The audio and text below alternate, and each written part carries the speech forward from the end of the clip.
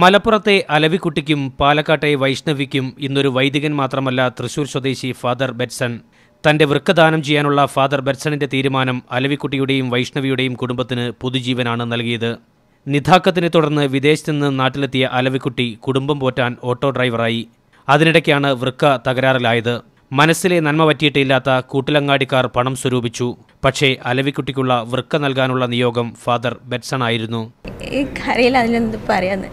അതെ, ആ ഫാദറിനോട് അവരുടെ കുടുംബത്തെ അതൊരു എൻ്റെ ജീവിതത്തിൽ എനിക്ക് ഒരിക്കലും ഞാൻ ഒരു ഇതില്ല. ഫാത്തിമയുടെ നന്ദി വാക്കുകളിൽ മാത്രമല്ല, മറ്റൊരു വൃക്കരോഗിയായ വൈഷ്ണവി എന്ന 18-കാരിക്ക് തന്റെ വൃക്ക നൽകിക്കൊണ്ടാണ്.